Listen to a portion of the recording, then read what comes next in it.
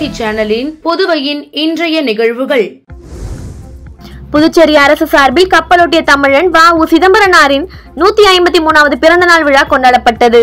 இதனையொட்டி பாரதி பூங்காவில் அமைந்துள்ள அவரது திருபுவ சிலைக்கு பொதுப்பணித்துறை அமைச்சர் லட்சுமி நாராயணன், அரசு கொறடா AKT ஆறுமுகம் மற்றும் சட்டமன்ற உறுப்பினர் KSP ரமேஷ் ஆகியோர் மாலை அணிவித்து மரியாதை செலுத்தினார்கள். அதனைத் தொடர்ந்து அதிமுக மாநில செயலாளர் அன்பழகன் தலைமையில் நிர்வாகிகள் மற்றும் புதிய நீதி கட்சி புதுச்சேரி மாநில தலைவர் பொன்னுரங்கம் தலைமையில் நிர்வாகிகள் உட்பட பல்வேறு அமைப்புகளை சார்ந்து நிர்வாகிகள் வ.உ.சி சிலைக்கு மாலை அணிவித்து மரியாதை செலுத்தினர். பாரத ரத்னா அன்னை தெரசா நிறைவு தினத்தை ஒட்டி பாரதி பூங்காவில் உள்ள அவரது சிலைக்கு அமைச்சர் லட்சுமி நாராயணன் மற்றும் சட்டமன்ற உறுப்பினர்கள் மாலை அணிவித்து மரியாதை செலுத்தினார்கள். புதுச்சேரி அரசு சார்பில் பாரத ரத்னா அன்னை தெரசா 27வது நினைவு தினம் இன்று அனுசரிக்கப்பட்டது. இதனையொட்டி பாரதி பூங்காவில் அமைந்துள்ள அவரது திருபுவ சிலைக்கு பொதுப்பணித்துறை அமைச்சர் லட்சுமி நாராயணன், அரசு கொறடா AKT ஆறுமுகம் மற்றும் சட்டமன்ற உறுப்பினர் KSP ரமேஷ் ஆகியோர் மாலை அணிவித்து மரியாதை செலுத்தினார்கள். அதனைத் தொடர்ந்து அதிமுக மாநில செயலாளர் அன்பழகன் தலைமையில் நிர்வாகிகள் மற்றும் புதுச்சேரி டு கடலூர் உயர்மறை மாவட்ட பேராயர் பிரான்சிஸ் காலிஸ் உட்பட கிறிஸ்துவ அமைப்பை சார்ந்த நிர்வாகிகள் மற்றும் தன்னார்வலர்கள் அன்னை தெரசா சிலைக்கு மாலை அணிவித்தும் மலர் தூவியும் மரியாதை செலுத்தினார்கள். புதுச்சேரியில் உள்ள அனைத்து திரையரங்குகளிலும் நடிகர் விஜய் நடித்துள்ள தீக்கோட் திரைப்படம் வெளியானதை ரசிகர்கள் உற்சாகமாக கொண்டாடினர். விஜய் நடித்த தீக்கோட் திரைப்படம் புதுச்சேரியில் உள்ள ஒட்டுமொத்த திரையரங்குகளில் இன்று வெளியாகியுள்ளது. கோரிமேடு சாலையில் உள்ள முருகா திரையரங்குகளில் காலை 9 மணிக்கு முதல் காட்சி வெளியானது. 1 மணி நேரத்திற்கு முன்னதாக வந்த ரசிகர்கள் பெருமளவில் கூடி காத்திருந்து திரையரங்கத்தில் உள்ளே மகிழ்ச்சியோடு சென்றனர். தவேக கட்சியின் கொடியை எடுத்து வந்த ரசிகர்கள் உயரப்பிடித்து மகிழ்ந்தனர். படத்தின் எழுத்து துவங்கியது முதலில் விஜயை காண்பிக்கும் வரை ரசிகர்கள் உற்சாகத்துடன் விசில் அடித்து படத்தை வரவேற்றனர். அதிவேகமாக செல்லும் ரயிலில் விஜயகாந்த் முகத்தில் இருந்து விஜய் முகம் வரும் வரை ரசிகர்கள் இருக்கையில் உட்காராமல் உற்சாகத்துடன் எழுந்து விசிலடித்து கைத்தட்டி ஆரவாரம் செய்தனர். இதேபோல் காமராஜர் சாலையில் உள்ள பாலாஜி திரையரங்குகளில் காலை 10 மணிக்கு காட்சி திரைப்பிடப்பட்டதால் ரசிகர்கள் 2 மணி நேரத்திற்கு மேலாக வெளியே காத்திருந்து படம் பார்க்க சென்றனர். முன்னதாக இவர்கள் மேளதாளத்துடன் விஜயின் உருவப்படத்தை கொண்டு வந்து தியேட்டர் முன் வைத்து நடனமாடி மகிழ்ந்தனர். ஊர்வலத்தில் தவேக கட்சியின் கொடியை எடுத்து வந்த ரசிகர்கள் உயர்த்தி பிடித்து விஜய் வாழ்க என கோஷமிட்டனர். புதுச்சேரியில் முதுநிலை பல் மருத்துவ படிப்பிற்கு 3ஆம் கட்டமாக 30 பேர் தேர்வு செய்யப்பட்டுள்ளனர். புதுச்சேரி சென்டாக் ஒருங்கிணைப்பாளர் அமன் சர்மா வெளியிட்ட செய்திக்குறிப்பில், புதுச்சேரி சென்டாக் முதுநிலை பல் மருத்துவ படிப்பிற்கான 3ஆம் கட்ட கலந்தாய்வு நேற்று நடந்தது.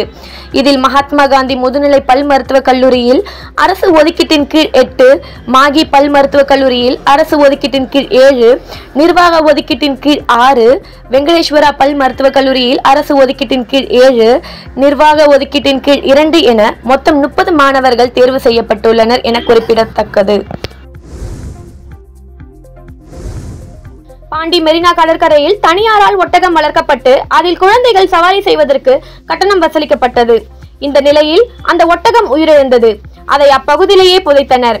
இது குறித்து புகாரின் பேரில் போலீசார், வருவாய்த்துறையினர், வனத்துறையினர் ஆகியோர் ஒட்டகத்தின் சடலத்தை அரசு கால்நடை மருத்துவர்கள் மூலம் பிரேத பரிசோதனை மேற்கொண்டனர். முதுநிலை இளநிலை மருத்துவ மாணவர்களின் நீண்டகால கோரிக்கையை ஏற்று பயிற்சி கால உதவித்தொகையை உயர்த்தி அரசாணை பிறப்பிக்கப்பட்டுள்ளது. புதுச்சேரி அரசு மற்றும் தனியார் மருத்துவக் கல்லூரிகளில் MD, MS, MBBS பயிலும் மாணவர்களுக்கு பட்டப்படிப்பு திட்டங்களின் ஒரு பகுதியாக மருத்துவமனையில் பயிற்சி அல்லது இன்டர்ன்ஷிப்பிங் செய்கின்றனர். இதற்காக தேசிய மருத்துவ கவுன்சில் விதிமுறையின்படி அவர்களுக்கு மாதந்தோறும் உதவித்தொகை வழங்க வேண்டும். ஆனால் புதுச்சேரியில் உள்ள தனியார் மருத்துவக் கல்லூரிகள் பயிற்சி மருத்துவர்களுக்கு சரிவர வழங்கவில்லை. அதே நேரத்தில் பயிற்சி மாணவர்களிடம் கடுமையான வேலையை மட்டும் வாங்கிக் கொள்கின்றன. இதேபோல் பயிற்சி கால உதவித்தொகையும் சீராக வழங்கப்படவில்லை. ஒவ்வொரு கல்லூரியும் ஒவ்வொரு மாதிரியாக பயிற்சி உதவித்தொகையை அளித்து வந்தன. புதுச்சேரியில் அரசாணை ஏதும் இல்லாததே இதற்கு முக்கிய காரணம். இது தொடர்பாக தேசிய மருத்துவ கவுன்சிலுக்கு புகார் சென்ற நிலையில் சுகாதாரத்துறை அதிரடியாக மருத்துவ மாணவர்களின் பயிற்சி கால உதவித்தொகையை உயர்த்தி ஒரே மாதிரியாக வசூலிக்க உத்தரவிட்டுள்ளது.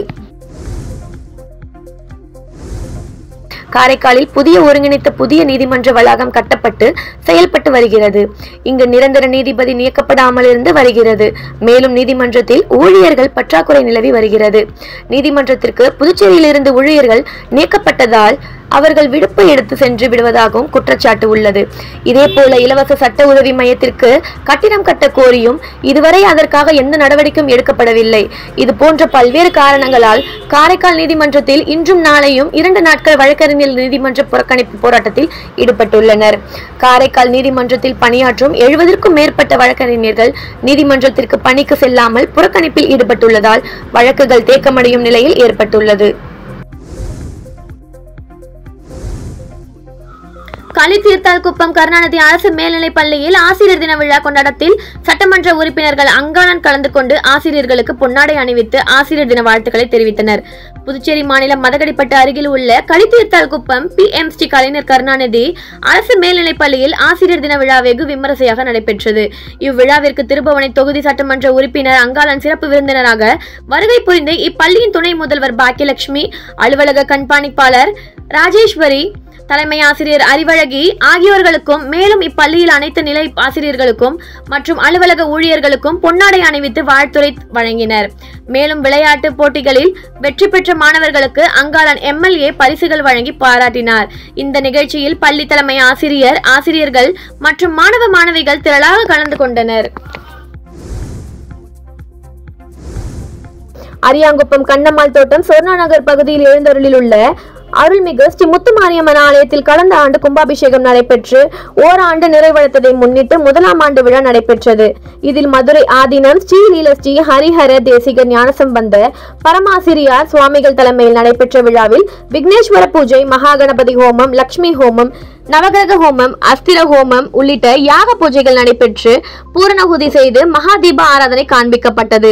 தொடர்ந்து அம்மனுக்கு பால், தயிர், சந்தனம், மஞ்சள், பன்னீர் உள்ளிட்ட திரவியங்களால் ஆன சிறப்பு அபிஷேகங்கள், அலங்காரங்கள் செய்து மகாதீப ஆராதனை காண்பிக்கப்பட்டது.